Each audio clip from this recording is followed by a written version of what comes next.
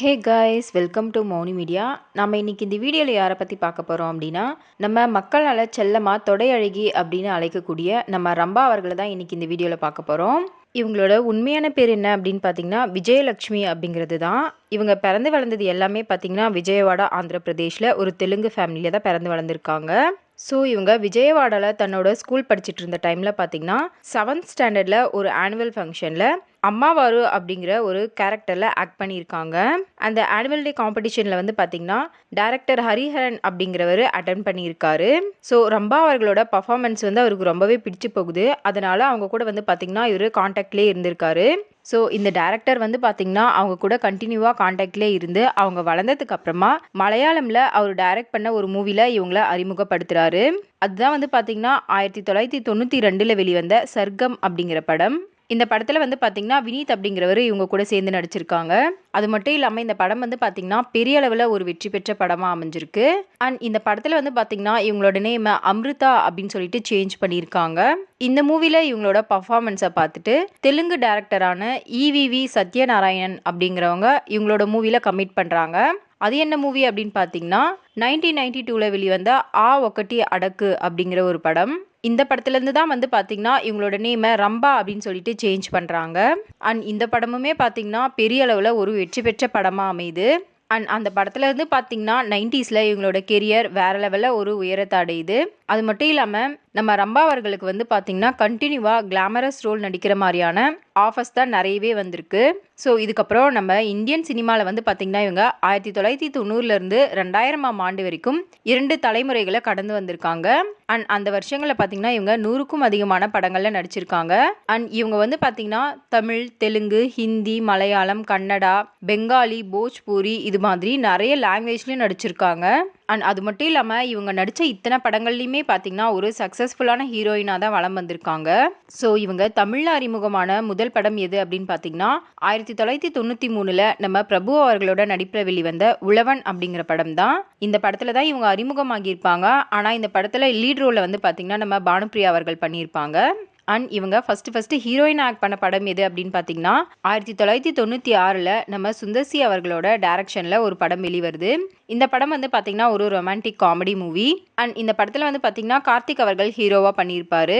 இந்த படத்தில் வர எல்லா சாங்ஸுமே பார்த்திங்கன்னா வேறு லெவலில் சூப்பராக இருந்திருக்கும். அண்ட் அது மட்டும் இல்லாமல் இந்த படத்துலேருந்து தான் பார்த்திங்கன்னா இவங்களுக்கு தொடை அழகி அப்படின்னு சொல்லிட்டு ஒரு நேமும் கிடச்சிருக்கு. அண்ட் இந்த படம் வந்து பார்த்திங்கன்னா கமர்ஷியலாக ஒரு வெற்றி பெற்ற படமாக தான் அமைஞ்சிருக்கு. அதுதான் வந்து பார்த்திங்கன்னா உள்ளத்தை அள்ளித்தா அப்படிங்கிற படம். அண்ட் அதுக்கப்புறமா பார்த்திங்கன்னா 1996 அர்ஜுன் அவர்களோட நடிப்பில் வெளிவந்த செங்கோட்டை அப்படிங்கிற படத்தில் யமுனா அப்படிங்கிற ஒரு கேரக்டரில் இவங்க ஆக்ட் பண்ணியிருப்பாங்க. அண்ட் அதுக்கப்புறமா 1996 இன்னொரு மூவி வெளியாகுது.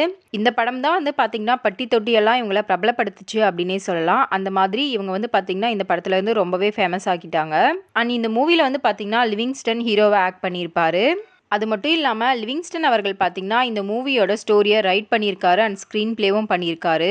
ஸோ இந்த மூவி வந்து பார்த்திங்கன்னா அந்த டைமில் வேறு லெவலில் ஒரு வெற்றி பெற்ற படமாக 100 நாட்களுக்கும் மேலே ஓடிச்சு. அதுதான் வந்து பார்த்திங்கன்னா சுந்தர புருஷன் அப்படிங்கிற படம்.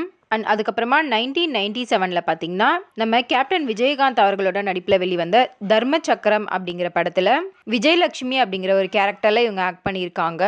அண்ட் அதே வருஷத்தில் பார்த்தீங்கன்னா நம்ம சூப்பர் ஸ்டார் ரஜினிகாந்த் அவர்களோட நடிப்பில் வெளிவந்த அருணாச்சலம் அப்படிங்கிற படத்தில் இவங்க நந்தினி அப்படிங்கிற கேரக்டரில் சூப்பராகவே ஆக்ட் பண்ணியிருப்பாங்க. அண்ட் நம்ம தல அஜித் அவர்களோட நடிப்பில் வெளிவந்த ராசி அப்படிங்கிற படத்தில் மீனா அப்படிங்கிற ஒரு கேரக்டரில் சூப்பராகவே ஆக்ட் பண்ணியிருப்பாங்க. அண்ட் அதுக்கப்புறமா பார்த்தீங்கன்னா நம்ம பிரபுதேவா, அபா, சிம்ரன் இவர்கள்லாம் நடித்து வெளிவந்த ஒரு படம் தான் BIP அப்படிங்கிற படம். அண்ட் இந்த படம் வந்து பார்த்திங்கன்னா 100 நாட்களுக்கும் மேலே ஓடி ஒரு வெற்றி பெற்ற படமாக அமைஞ்சது. அண்ட் அதுக்கப்புறமா பார்த்திங்கன்னா 1998 நம்ம தளபதி விஜய் மற்றும் தேவயானி இவர்களோட நடிப்பில் வெளிவந்த நினைத்தேன் வந்தாய் அப்படிங்கிற படத்தில் இவங்க ஆக்ட் பண்ணியிருப்பாங்க. அண்ட் இதில் இவங்களோட ஆக்டிங் எல்லாராலையும் பெருமளவில் பாராட்டப்பட்டுச்சு. அண்ட் அதுக்கப்புறமா பார்த்திங்கன்னா நம்ம கமல்ஹாசன், பிரபுதேவா, சௌந்தர்யா இவர்களோட நடிப்பில் வெளிவந்த ஒரு படம் தான் காதலா காதலா அப்படிங்கிற படம். இந்த படத்துலையும் வந்து பார்த்திங்கன்னா இவங்க காமெடியாக வேற லெவலில் சூப்பராக ஆக்ட் பண்ணியிருப்பாங்க. அண்ட் 1999 பார்த்திங்கன்னா நம்ம தளபதி விஜய் அவர்களோட நடிப்பில் வெளிவந்த என்றென்றும் காதல் அப்படிங்கிற படத்தில் இவங்க மீனு அப்படிங்கிற ஒரு கேரக்டரில் சூப்பராக ஆக்ட் பண்ணியிருப்பாங்க. அண்ட் அதுக்கப்புறமா பார்த்திங்கன்னா நம்ம கார்த்திக் அவர்களோட நடிப்பில் வெளிவந்த உனக்காக எல்லாம் உனக்காக அப்படிங்கிற படத்தில் இவங்க ஆக்ட் பண்ணியிருக்காங்க. இந்த படம் வந்து பார்த்திங்கன்னா காமெடியில் வேற லெவலில் சூப்பராக இருக்குது அப்படின்னு சொல்லிட்டு நிறைய பேர் பாசிட்டிவ் ரிவ்யூ கொடுத்தாங்க. அண்ட் அதுக்கப்புறமா 2000ல வந்து பார்த்தீங்கன்னா அர்ஜுன், ரகுவரன் இவர்களோட நடிப்பில் வெளிவந்த சுதந்திரம் அப்படிங்கிற படத்துலையும் இவங்க திவ்யா அப்படிங்கிற ஒரு கேரக்டர்ல சூப்பராக ஆக்ட் பண்ணியிருப்பாங்க. இந்த படம் வந்து பார்த்தீங்கன்னா குலாம் அப்படிங்கிற ஒரு ஹிந்தி படத்தை ரீமேக் பண்ணி எடுத்த படம் தான். அண்ட் இது வரைக்கும் கிளாமரஸ் ரோலில் மட்டுமே நடிச்சிட்டு இருந்த நம்ம ரம்பா அவர்களை பார்த்தீங்கன்னா இந்த படத்தில் வேற மாதிரி புதுசாக காமிச்சிருப்பாங்க. அதுதான் வந்து பார்த்தீங்கன்னா நம்ம சுராஜ் அவர்களோட டைரக்ஷனில் சத்யராஜ் அவர்களோட நடிப்பில் வெளிவந்த குங்கும பொட்டு கவுண்டர் அப்படிங்கிற படம். இந்த படம் வெளிவந்த டைம்ல பார்த்தீங்கன்னா இது வேற லெவலில் ஒரு வெற்றி பெற்ற படமாக அமைஞ்சது. இந்த மூவியில் வந்து பார்த்தீங்கன்னா நம்ம ரம்பா அவர்கள் அலமேலு அப்படிங்கிற ஒரு கேரக்டரில் சூப்பராகவே ஆக்ட் பண்ணியிருப்பாங்க. அண்ட் 2001ல வந்து பார்த்தீங்கன்னா லிங்குசாமி அவர்களோட டைரக்ஷனில் மலையாள சூப்பர் ஸ்டாரான மம்முட்டி, முரளி, அப்பாஸ், தேவயானி, ஸ்னேகா இது மாதிரி ஒரு சினிமா பட்டாளமே நடித்து வெளிவந்த படம் தான் ஆனந்தம் அப்படிங்கிற படம். அண்ட் கிட்டத்தட்ட இந்த படத்தில் வந்து பார்த்தீங்கன்னா இவங்க நெகட்டிவ் ரோலில் இருக்கிற மாதிரியான ஒரு கேரக்டர் தான். அந்த கேரக்டருமே இவங்க சூப்பராக வேற லெவலில் ஆக்ட் பண்ணியிருப்பாங்க. இந்த படமே வந்து பார்த்தீங்கன்னா வேற லெவலில் ஒரு ஹிட்டான படம் தான்.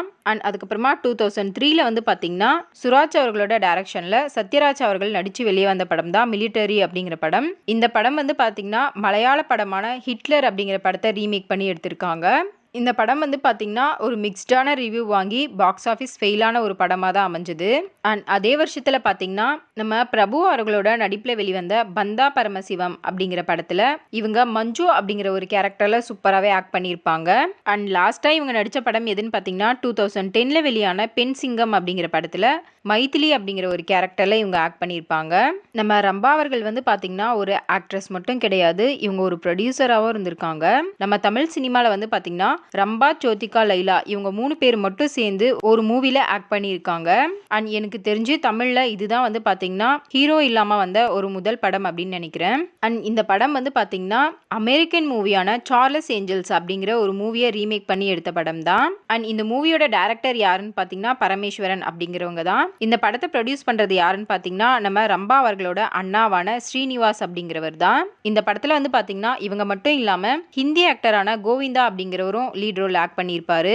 இந்த படம் ஷூட்டிங் நடந்துட்டு இருந்த டைம்ல பாத்தீங்கன்னா ஜோதிகா மற்றும் லைலா இவங்க 2 பேருக்கும் நடுவுல ஒரு கருத்து வேறுபாடு ஏற்பட்டிருக்கு. இவங்க 2 பேருக்குள்ளயும் இந்த பிரச்சனை வந்து பாத்தீங்கன்னா கண்டினியூ ஆயிட்டே இருந்திருக்கு. அது மட்டும் இல்லாம இதனால படம் எடுக்கிறதும் வந்து பாத்தீங்கன்னா டிலே ஆகிட்டே போயிட்டு இருந்திருக்கு. ஸோ இந்த படத்தோட டிஸ்ட்ரிபியூட்டர்ஸ்லாம் வந்து பாத்தீங்கன்னா இந்த படத்துல இருந்து விலக ஆரம்பிக்கிறாங்க. அண்ட் அது மட்டும் இல்லாம ரம்பா மற்றும் லைலா இவங்க 2 பேரோட கெரியரும் பாத்தீங்கன்னா இந்த படத்துல இருந்து ரொம்பவே அடி வாங்கியிருக்கு அப்படின்னு சொல்றாங்க. ஸோ இவங்க 2 பேருக்கும் நடுவுல நடந்த இந்த சின்ன பிரச்சனையால வந்து பாத்தீங்கன்னா படம் எடுக்க டிலே ஆகிட்டே போகிருக்கு. அதுக்காக இவங்க நிறைய கடன்களும் வாங்க ஆரம்பிச்சிருக்காங்க. ஸோ ஒரு சமயத்துல வந்து பாத்தீங்கன்னா இவங்க கொடுத்த செக் எல்லாமே பவுன்ஸ் ஆகியிருக்கு. அதனால இவங்க மேல வந்து பாத்தீங்கன்னா கேஸ் ஃபைல் பண்ணியிருக்காங்க. ஸோ இவங்க வந்து பாத்தீங்கன்னா சென்னை மவுண்ட் ரோட்ல இருக்க தன்னோட சொந்த வீட்டை விற்க வேண்டிய நிலைமைக்கு ஆளாகி இருக்காங்க. அண்ட் அது மட்டும் இல்லாம ரம்பா அவர்கள் வந்து பாத்தீங்கன்னா ஒரு இன்டர்வியூல லைலா மற்றும் ஜோதிகா இவங்க 2 பேருமே சேர்ந்து எனக்கு பெரிய துரோகத்தை பண்ணிட்டாங்க அப்படிங்கிற மாதிரி ஒரு இன்டர்வியூல சொல்லியிருப்பாங்க. அதுதான் வந்து பாத்தீங்கன்னா 3 ரோசஸ் அப்படிங்கிற படம். இந்த மூவி தான் வந்து பாத்தீங்கன்னா அவங்க ப்ரொடியூஸ் பண்ணி ரொம்பவே கஷ்டப்பட்டிருக்காங்க. அவ்வளவுதாங்க. ரம்பா ஆக்ட் பண்ண எந்த மூவி உங்களுக்கு ரொம்ப பிடிச்சிருக்கு அப்படின்னு சொல்லிட்டு கண்டிப்பா கமெண்ட் பண்ணுங்க. இந்த வீடியோ பிடிச்சிருந்தா லைக் பண்ணுங்க. இதே மாதிரி தகவல்களை தெரிஞ்சுக்க எங்க மௌனி மீடியாவை ஃபாலோ பண்ணுங்க. தேங்க்யூ.